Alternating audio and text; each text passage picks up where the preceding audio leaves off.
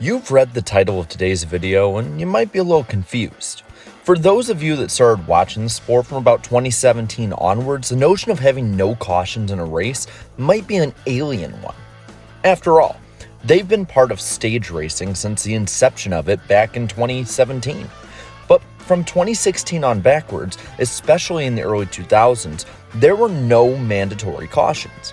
So, how did a race, especially a race at the rough and rowdy Talladega Superspeedway, go caution-free? Well, more on that right after this. Fall has arrived, which means school is starting, the NASCAR season's ending, and you probably have less free time than you've had all year. That's where HelloFresh comes in. HelloFresh fits right into your routine with fresh, delicious food that saves time and is also sustainable, so it'll be ready when you are.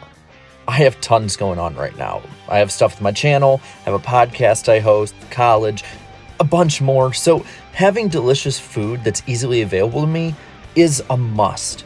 I've been trying also to eat healthy, so I chose the low-calorie option from HelloFresh.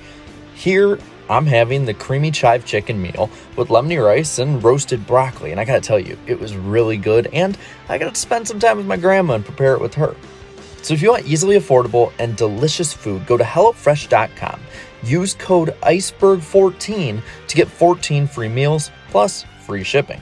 Again, go to HelloFresh.com. Use code Iceberg14 to get 14 free meals plus free shipping. And now, back to the show. Talladega Superspeedway is known as one of the craziest sporting venues in the world. It's no oddity to have over half of the given field crashed out and in the garage by the race's end. But in 2002, this was turned completely on its head. While the Springs Aaron's 499 saw one of the most extensive and largest crashes in the past 20 years, the Fall's EA Sports 500 was the polar opposite. It seemed like there'd be a normal, crazy Talladega race. In front of 150,000 strong, all the pre-race festivities went off without a hitch. The entire field fired the engines and rolled off onto the track. The lineup being set by owner's points for this race, meaning that the championship leaders would start up front. The points leader, youthful rookie Jimmie Johnson, would start besides the grizzly veteran and second place runner in the points, Mark Martin. Both would have their championship level seasons changed inherently before the race even started. We've talked about a lot of different scenarios for sure, and well, we got some action going on before we ever get started here. But it's going to be interesting to see how it plays out. We think we know what we want to do if we can just make all of that happen. Yeah, we had a couple of guys get together coming down for the signal. 1 lap to go, DJ. Yeah, it looked like Mark was trying to warm up his tires and maybe got a little loose and came over into the 48. So I don't know if there's any damage, but we'll have to see what happens. Oh, you see Mark on the outside, front row. Left front down so far that the tire hit the fender there, Mark. Oh, that wasn't it, buddy. It was mechanically bound. It was locked. It wasn't a fender. What in the world? I have no idea. He's talking like the way he's talking to Ben Leslie is all of a sudden it just locked up. He was turning it left, and it would not turn back to the right. It just locked up. In one of the most odd occurrences in recent memory, Mark Martin's Viagra Ford veered left down the track into Jimmie Johnson's Lowe's Chevrolet and into the tri-oval grass. This would prove huge for the championship fight. Both cars would incur damage, and at an aero-sensitive track like Talladega, that's a killer. Mark Martin was black flagged for the incident, having to go down to the pits and raise the hood up before the field even went to green. Johnson, meanwhile, would have to pit on lap 1. So literally in less than a lap, the top 2 in points were taken out of the picture. Meanwhile, Johnson's teammate Jeff Gordon led early. This began the musical chairs game up front of every Talladega race. Kenseth led early with a push from Dale Jr. While he led for a bit, it wasn't really long before the Pied Piper, aforementioned Dale Jr., took the lead from him. The rookie class of 2000 came to play early, but the field got pretty racy up front, racing 3 wide in the pack. Guys like Jeremy Mayfield, Jeff Gordon, Ricky Craven, Matt Kenseth, and Michael Waltrip all took turns in the lead as well. This also being due in part to green flag pit stops, which would be a theme of the day. The field was stretched out after stops, but they were close enough to accordion back together again. The biggest problem being for Mike Skinner, who ran out of fuel, and Ricky Craven for having a little slow stop and losing about 20 spots. But with the field mostly being clean, they were back together quickly, and Craven was able to recover. With 36 cars in the pack, the name of the game was survival early. The best way would be to lead, which probably is why nobody could really hold the lead longer for 8 laps during most of the green flag runs. But once again, green flag stops start up, and up front, the DEI cars of Dale Jr. and Michael Waltrip were stretching the fuel runs. So the fastest cars at the joint were also getting the best mileage. As everything cycled back, racing calmed a bit. Kurt Busch took control for just under 20 laps, but the 24 and the 8 proved to be much more dominant, and they were amped up and ready to go. This led to another set of green flag stops as the field passed the 100 lap mark. The possibility of a caution-free race was becoming a reality. This round of stops saw big mistakes though. Rookie Jamie McMurray, who was making his first start subbing for Sterling Marlin, stalled on his stop. Kevin Harvick, though, had the worst problem probably of the day on pit road, because before he even got to pit road, he ran out of gas in turns 1 and 2, falling 2 laps down in the process and being completely eliminated from contention.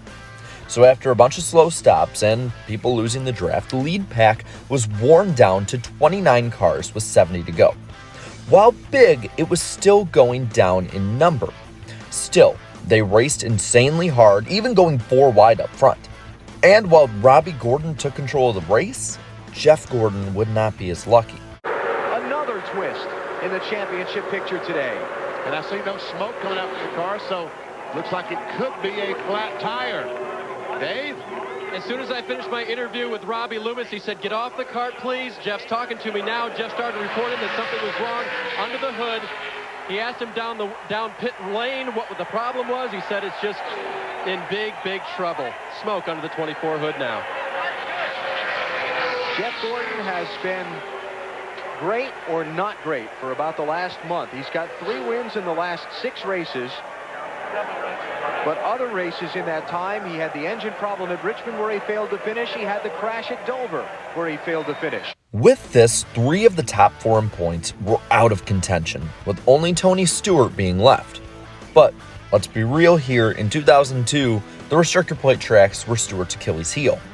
At this time, he was averaging a 37th place finish in the plate tracks in 02, so it wasn't like he was a guarantee for the championship lead at race's end. With under 50 to go, some started to trickle into the pits with unscheduled stops, but it was more with around 40 to go that final pit stops were commencing for sure. Tony Stewart was able to fill up his car with fuel and make it to the end. Meanwhile, dominant cars like Mikey and Dale Jr. stretched it a little more. Jr. getting out fast while Mikey lost touch with the front where his car fell off the jack. He'd be completely out of contention. With 30 laps left, Dale Jr. was leading, as the lead pack now only had 22 cars. The day went from bad to worse though for Rick Hendrick, as his engines that powered Ken Schrader's car, Johnny Benson's car, and of course Joe Nemechek's car all failed. With 22 to go, Jimmy Johnson also had engine issues. And being lesser covered, but also being problems that kept up and finished off the Hendrick cars, Terry Labonte also had engine issues a few laps later as well. Up front, everything stayed single file, as the 8 led the 16 car front pack now. Cars slowly but surely were peeling off lap after lap, the ones who couldn't make it to the end. Ending out the race, only 6 drivers were on the lead lap in contention for the win. Tony Stewart in second needed to hold serve or at least finish in this front pack in order to officially grab the points lead. Nobody seemed to have anything for the Red 8 though. As the white flag flies, final lap of the EA Sports 500. Spotter says keep it on the bottom. Junior will be more than happy to comply. Behind him, Steve Park being challenged by Ryan Newman for a spot. But the front 5, single file. Kurt Busch looking for third, can't do it. Ricky Rudd with a brief peek. Kurt Busch trying to find enough muster to run with him.